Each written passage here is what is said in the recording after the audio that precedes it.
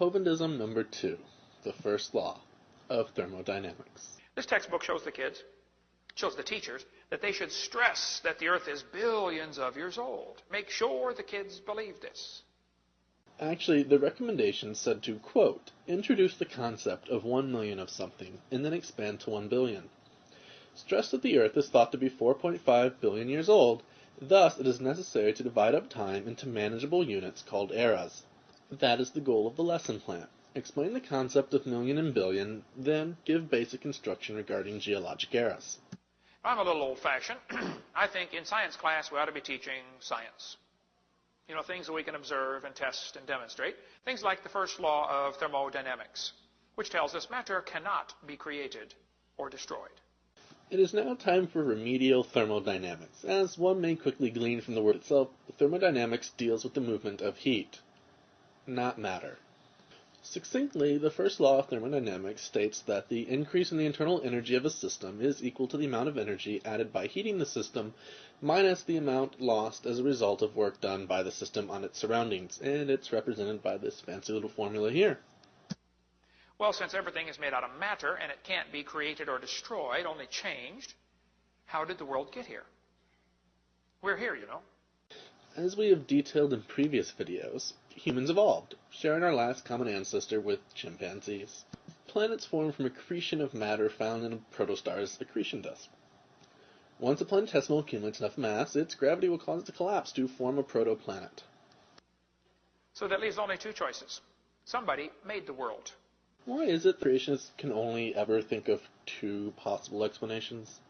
Also, what evidence leads to this position? Or the world made itself. There's no other choice.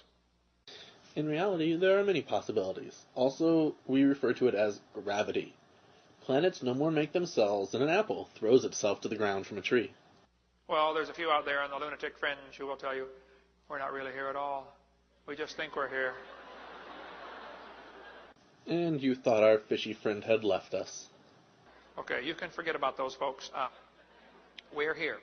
So either somebody made the world like the Bible says, God created the heaven and the earth, or the world made itself like the humanists believe. It's just self-existing and not created. A holy non sequitur, Batman. What do humanists have to do with anything here? Well, if nobody created it, how did it get here? Could it be the expansion of space-time that led to the formation of light elements, which in turn would condense and collapse under gravity to form stars, that would form the heavy elements, which would be scattered by supernova, and would condense and collapse into a protostar's accretion disk under gravity to form planetesimals and eventually planets? No, that's far too logical. The devil knew this was going to be hard to get folks to believe, so he thought and he thought and he thought, and one day he came up with the Big Bang Theory. The Hovind classic, a combined ad hominem and a non sequitur. How many of you have ever heard of the Big Bang Theory before? I was on the airplane years ago flying from Dallas to San Francisco, the land of the fruits and the flakes. Such bigotry is simply vile. And I happened to sit right next to a professor from Berkeley University. So begins a very, very long red herring of dubious veracity. I don't know if you folks down here in San Diego have ever heard of Berkeley or not, but Berkeley is not a Bible college. Uh-oh, our fishy friends are multiplying. So here I was sitting on the airplane about that far away from this guy, and we started talking about creation and evolution. Everybody I sit by on the airplane wants to talk about that, so I talk about it with him. He said he believed in evolution. I said, yes, sir, I figured that. You have to teach at Berkeley. It looks like our fishy friends may be taking over. Also, for the record, knowledge of biology is a requirement for those wishing to enter that field of study. Economics, English literature, and most other departments do not expect their faculty to be experts in biology. I said, tell me, sir, if you believe in evolution, how did the world get here?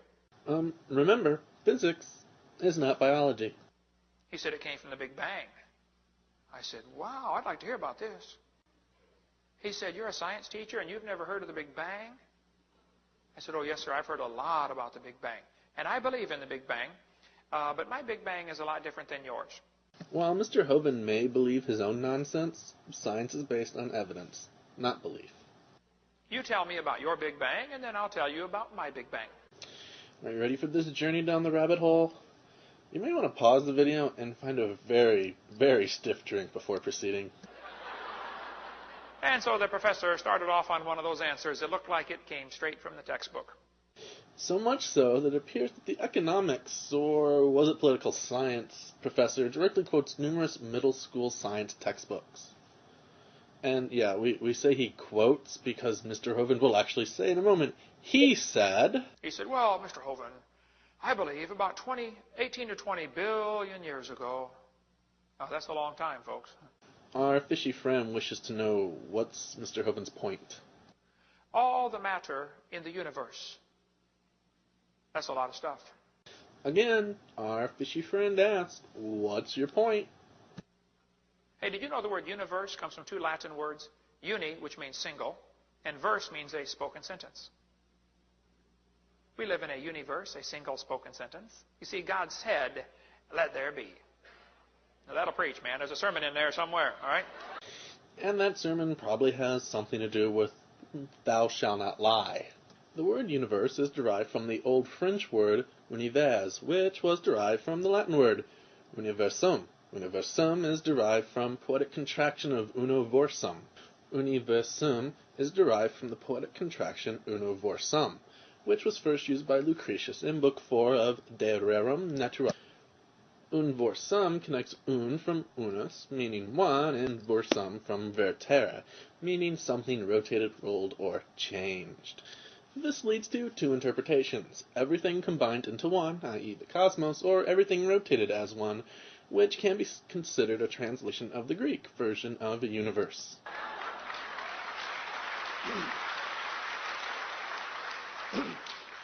All the matter in the universe was concentrated into one very dense, very hot region that may have been much smaller than a period on this page.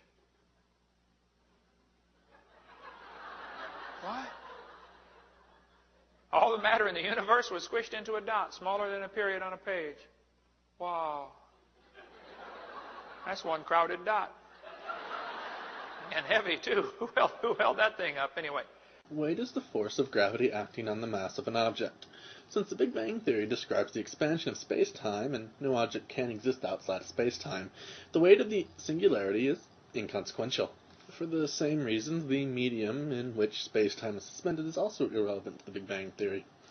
And it must be noted that that style of logic is how 5-year-olds attempt to justify people living south of the equator falling off the Earth. Hey, boys and girls, it ain't the last time it happened, nor the first.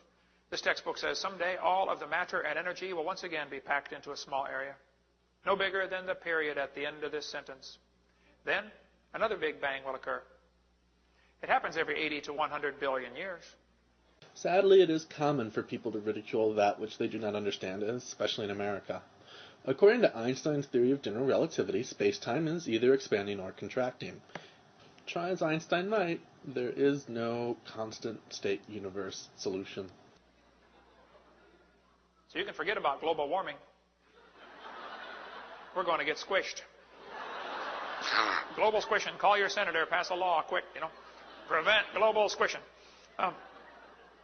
Why is it that religious groups are so opposed to the reality that the temperatures on Earth are increasing?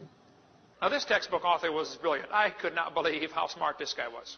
Wait, wasn't this supposed to be about an encounter with a UC Berkeley professor? And why the ad hominem attack on a children's textbook author? He said, boys and girls, nothing really means nothing. You have to be at least that smart to write a book. He said not only matter and energy would disappear, but also space and time. However, physicists theorized that from the state of nothingness, the universe began in a gigantic explosion.